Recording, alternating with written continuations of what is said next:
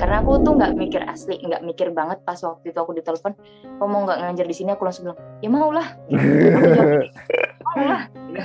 Terus setelah itu beberapa hari setelah itu aku baru mikir lagi, masa sih aku mau, aku langsung jawab kayak gitu loh, beneran nggak aku mau gitu, karena kan kita nggak bisa ngerjain sesuatu yang sebenarnya dari kita sendiri nggak mau gitu, nggak ada keinginan dari dalam gitu.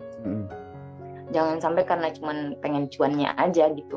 Terus akhirnya aku mikir-mikir, karena kan aku dulu sempat kepikiran hal-hal menarik sudah saya tanyakan banyak sekali.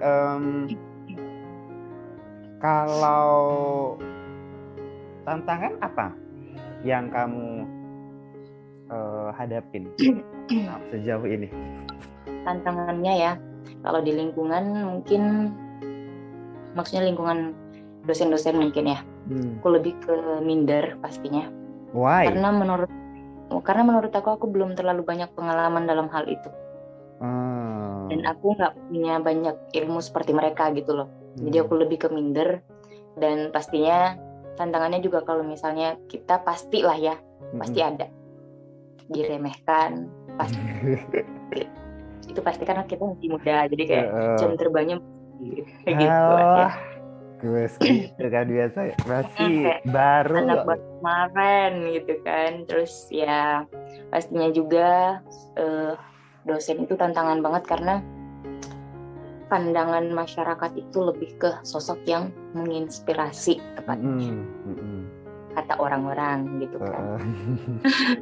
Maksudnya kan kadang kalau misalnya ada masalah-masalah apa, kadang kan kayak masa dosen begini kayak gitu kan. Jadi kayak kesannya tuh dosen itu selalu positif, dosen itu akan selalu tahu yang benar saja gitu. Jadi kayak masa sih dosen begini, masa sih dosen begini. Jadi tantangannya lebih ke dosen itu adalah sosok yang inspiratif banget gitu. Jadi kayak itu tuh jadi hal yang beban berat karena kayak ketika kita di luar pun kita membawa nama dosen itu gitu loh. Jadi kita nggak bisa sebebas itu. Nah itu tuh kayak aduh susah nih, karena harus terus jaga image. Dan sebenarnya dengan tipe aku yang misalnya nih ya, di luar itu dengan teman-teman yang emang udah sefrekuensi ya barbar juga gitu. Gak mungkin bisa terus-terusan kalem ya kan. Jadi ya itu kayak harus tetap jadi orang yang bisa menginspirasi orang lain. Itu tantangan banget, jadi kayak berat sih menurut aku. Dan ekspektasi tinggi pasti. Orang-orang tuh terhadap dosen tuh tinggi banget gak sih? Betul. Dan aku takut nggak bisa memenuhi ekspektasi itu, dan memang aku mungkin nggak punya tujuan untuk memenuhi ekspektasi itu ya. Tapi ya balik lagi, kalau kita ya sampai juga ke kitanya, kuping juga panas gitu. Gitu. Sangat menantang. Sangat menantang. Jadi selain itu kita juga harus bisa yang fleksibel gitu loh. Jadi dengan pinter-pinter beradaptasi dengan lingkungan baru, harus bisa menyesuaikan dengan semua kondisi, dengan bagaimanapun kondisi kita. Jadi kayak ya harus bisa lah, harus fleksibel, harus bisa beradaptasi dengan baik, harus bisa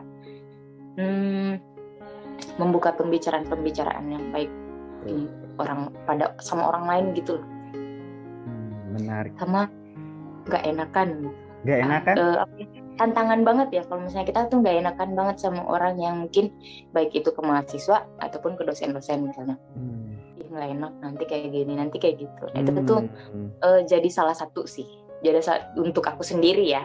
Jadi salah satu hal yang berat nih buat aku sendiri, karena kayak segala sesuatunya tuh harus aku kontrol. Ada hal yang mungkin seharusnya aku omongin, tapi mikir lagi gak enak kalau misalnya ke sesama dosen, mungkin mikir mereka kan lebih tua misalnya. Kalau ke mahasiswa, aku siapa menegur mereka, meskipun aku dosennya, ya tetap aja kan kayak nggak semua hal bisa kita tegur kalau misalnya itu di luar pembelajaran misalnya. Dan ada hal-hal yang mungkin menurut aku mahasiswa tuh nggak bisa seharusnya kayak begini. Kayak mungkin contoh kecil ya, kita kan nggak bisa mengontrol semua orang. Cuman kalau misalnya dalam hal-hal attitude lah misalnya contohnya ya. Jadi kayak kita tuh nggak bisa seenaknya negur orang buat kamu tuh harus kayak gini, kamu tuh nggak bisa kayak gini, karena lingkungan mereka juga bisa jadi mendukung hal itu gitu loh. Aku nggak bilang di sini kayak gitu, cuman kayak aku mengambil dari secara umumnya aja. Kita lihat generasi sekarang kayak gitu. Jadi kayak istilah orang-orang sekarang tuh kayak akhlakless gitu loh. Akhlakless. Jadi kayak akhlakless gitu. Jadi kayak cara kita ya memang sih kita nggak bisa menyamakan antara zaman kita dengan zaman yang sekarang. Tapi seenggaknya menurut aku kayaknya akhlak udah ada zamannya ya. Menurut aku. Sorry ada suara kedengaran kan kayak suara kencang gitu. Sedikit saja, nggak apa-apa, nggak mengganggu itu. Jadi kayak kita nggak bisa nyamain untuk cara pendidikan kita, emang kita harus lebih update kayak abad 21 ya abad 21, nggak bisa kita pakai abad 19 misalnya. Jadi tapi kalau misalnya akhlak menurut aku itu bukan yang menyesuaikan zaman, tapi emang ada hal-hal yang harus kita pertimbangkan, misalnya apa yang boleh dan apa yang nggak boleh kita lakukan, baik itu dari mahasiswa ke dosennya misalnya kayak gitu. Dan itu tuh kayak banyak banget yang terjadi, bukan cuman mahasiswa ke dosen aja, juga orang-orang di luar sana yang mungkin secara umum ya kayak menyapa, contoh kecil ya misalnya menyapa kita nih, tapi kayak misalnya temen tapi kita nggak punya nomornya nih, teman kita ini ngubungin kita assalamualaikum, ya aku orangnya nggak bisa, bukan orang yang suka WhatsAppan, bukan orang yang suka main chat gitu. Dulu ya narsis, tapi sekarang kayaknya terkikis. Jadi kayak sekarang tuh kan emang di kelas tuh aku dikenalnya tuh kayak ini orang cuek banget sih gitu, ini orang dingin banget sih gitu, budayanya tuh gitu. Jadi kayak apa ya, kalau misalnya ada orang yang nge-WA cuma assalamualaikum gitu, apa yang aku mau jawab gitu. Jadi kayak aku jawab waalaikumsalam dalam hati kayaknya cukup ya gitu. Jadi aku nggak bales, aku paling syukur aku read, atau kalau nggak aku skip gitu. Apalagi nomor baru ya kan, yang mungkin semua orang bakal ngelakuin hal yang sama sih. Kalau misalnya ada nomor baru yang hubungin kita tuh dengan assalamualaikum doang, ya sopan sih ya, seenggaknya sebut nama kayak gitu siapa gitu ya. Dan itu tuh kayak bikin aku ngerasa kayak ini orang sebenarnya kok kita dulu kalau mau nge-WA orang terus nyebut nama ya, kayak misalnya aku WA Mas Nuril nih, assalamualaikum Mas Nuril, ini aku Hajra gitu. Seenggaknya kayak gitu ya, aku pengen nanya ini dong. Kalau aku sih tipenya yang kayak gitu langsung gitu, aku pengen ini dong gitu. Lah nggak yang kayak dipotong-potong, misalnya assalamualaikum, nunggu jawaban dulu baru aku ngomong aku Hajra gitu misalnya. Terus aku ngomong aku mau gini dong gitu. Jadi di sini tuh sekarang tuh aku lagi dapet case yang kayak begitu, maksudnya beberapa mungkin ada yang nge-WA cuman assalamualaikum doang, terus kayak syukur-syukur ya assalamualaikum atau sebut nama gitu. Ada juga yang cuman ngirim stiker dengan stiker assalamualaikum. Gila.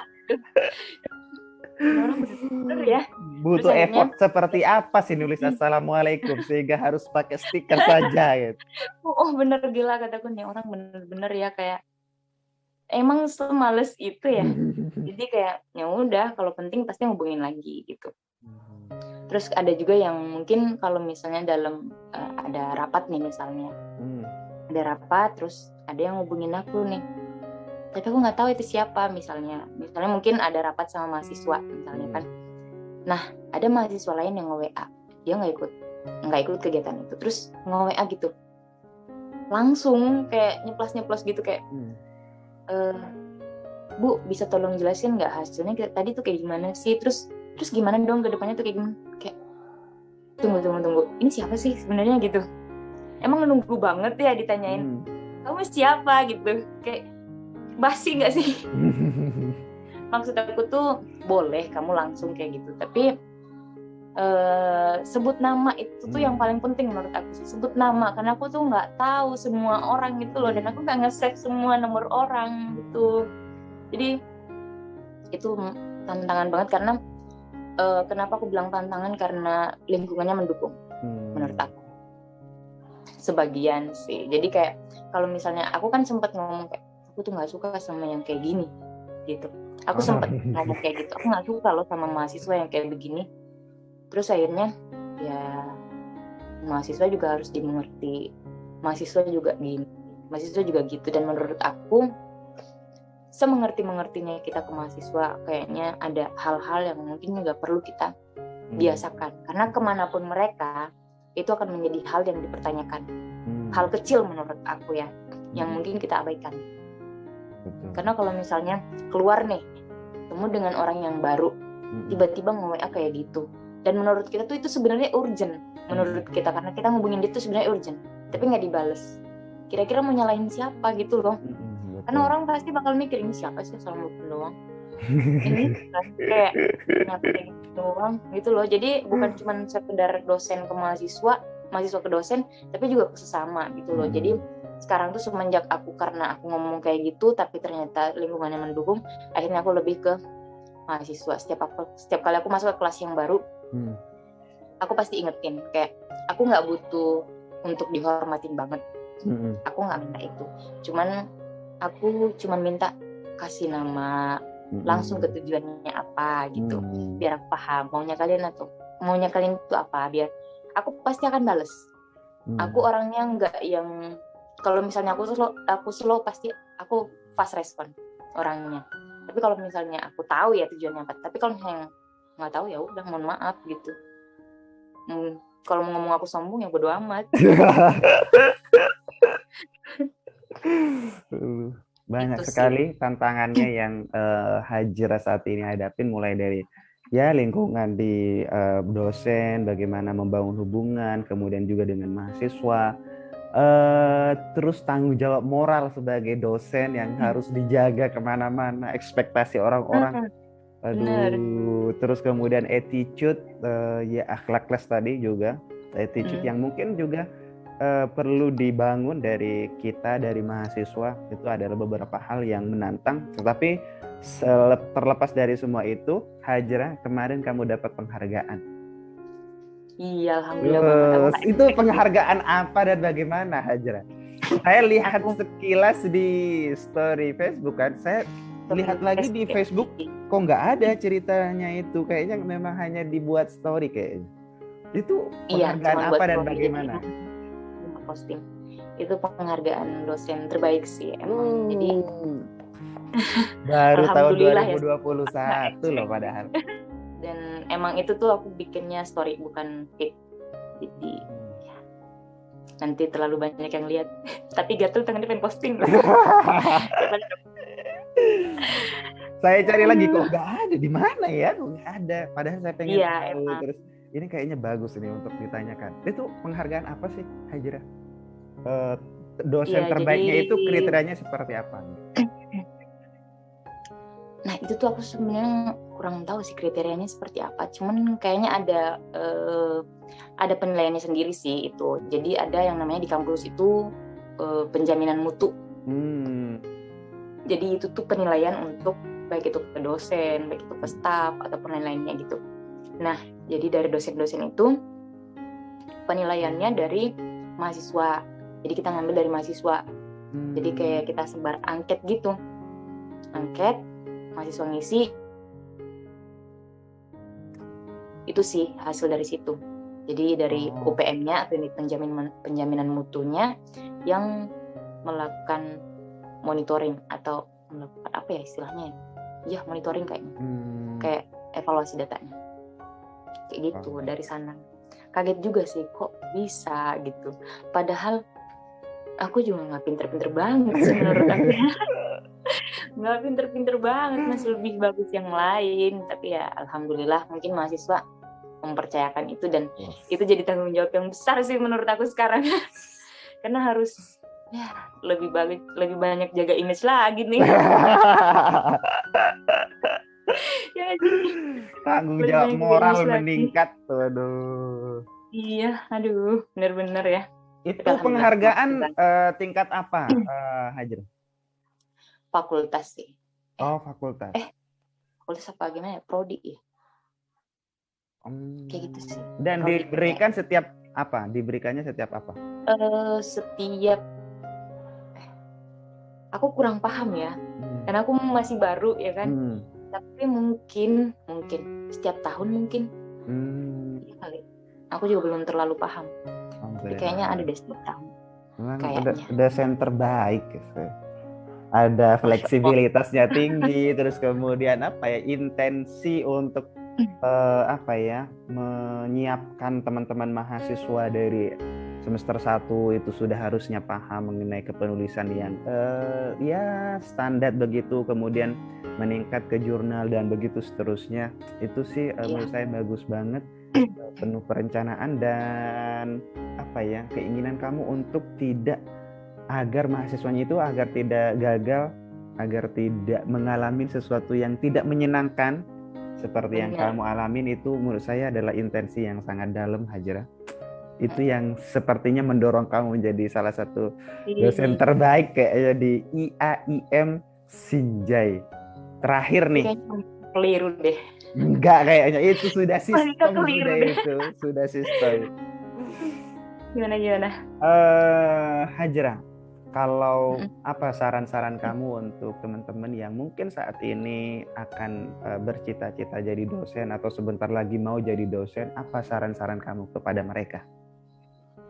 Sarannya kalau misalnya untuk yang mau jadi dosen ya, untuk kedepannya mungkin bukan cuma yang untuk mau jadi dosen aja, tapi mungkin juga yang sudah jadi dosen bisa kali ya.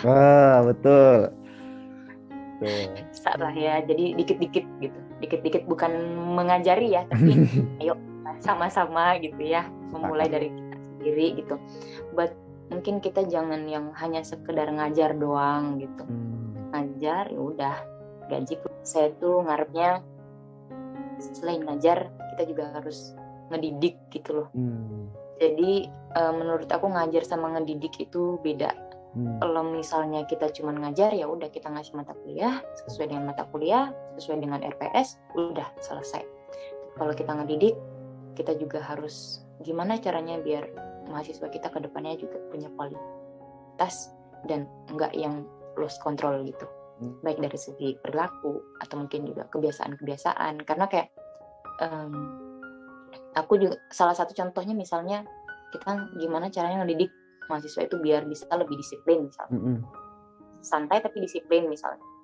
Kalau misalnya dari aku sendiri, ya aku memang sih aku ngasih mereka kebebasan untuk santai di dalam kelas, tapi tetap disiplin itu harus gitu. Jadi itu salah satu bentuk kita mendidik gitu. Menurut aku, nggak tahu sih menurut orang gitu kan. Tapi kayak misalnya tapi ngedidik bukan cuman kita nyuruh aja, jadi kayak kita juga harus melakukan gitu. Terus kalau misalnya disiplin itu contohnya, kalau misalnya emang aku ngasih kalian waktu nih, kita masuk jam 7.30. Boleh kalau misalnya emang ada yang terlambat, boleh, tapi maksimal 15 menit.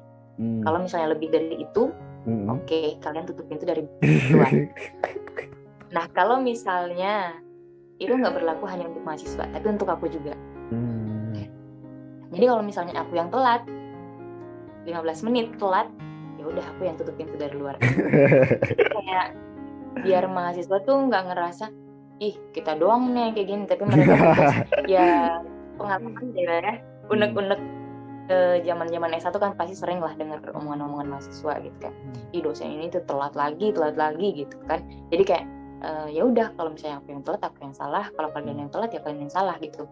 Dan aku kayak nekanin biar mereka lebih semangat itu kayak nggak tahu sih berfungsi atau enggak, tapi aku tuh selalu bilang ilmu yang paling berharga itu, memang semua ilmu berharga, tapi ilmu yang paling berharga itu adalah ilmu yang nggak kita dapetin hari ini gitu loh. Jadi kalau misalnya kalian terlambat, berarti kalian nggak dapet ilmu yang aku sampaikan hari ini, berarti kalian rugi. Kerugian kalian banyak loh, banyak SPP bayar tapi nggak pernah masuk atau suka telat, terus waktu kalian habis percuma, terus pokoknya rugi kalian tuh banyak. Kalau misalnya aku ya rugi apa sih gitu, aku untung dapat duit misalnya. Kalau aku mau mikir ke sana ya, aku dapat duit, ya aku bodo amat lah gitu. Tapi kalau misalnya kalian seperti itu, kasihan gitu. Emang sih gaji saya jalan, tapi kalau misalnya kalian gak dapet ilmunya, aku rugi juga, karena aku udah berusaha nyampein, tapi ternyata kaliannya gak ada gitu. Jadi kayak aku pengen mereka tuh mengingat itu. Jadi setiap kali aku tuh masuk, aku pasti ingetin, ilmu yang paling berharga itu adalah ilmu yang gak kita dapetin hari ini. Udah lewat gitu. Mau dijelasin sama teman belum tentu juga yang ikut paham kan. Betul. Ya, jadi kayak nggak semua orang bisa nangkep dari banyaknya penjelasan yang udah berpindah gitu. Jadi ya menarik. aja.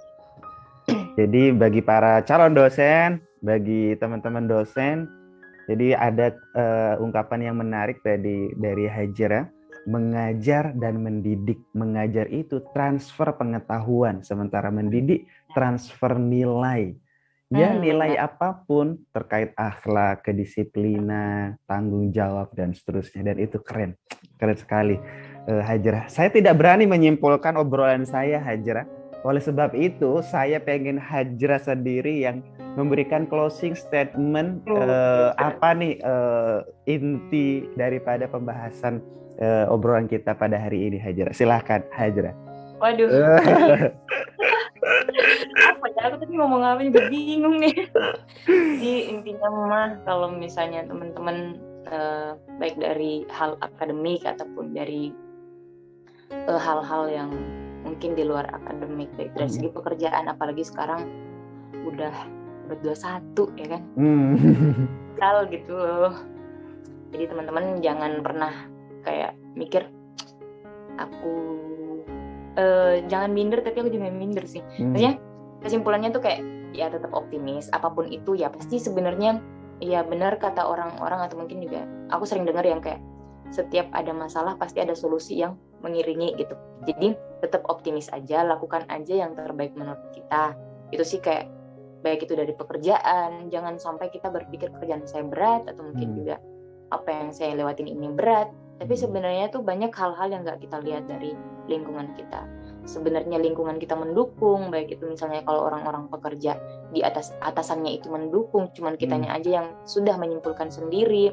Jadi kayak lebih optimis aja, lebih positif aja, lebih kayak gimana sih, bukan berarti positif yang semua hal dipositifkan gitu, tapi ya berpikir lebih baik aja, dikelola lagi mainnya gitu, mindsetnya gitu.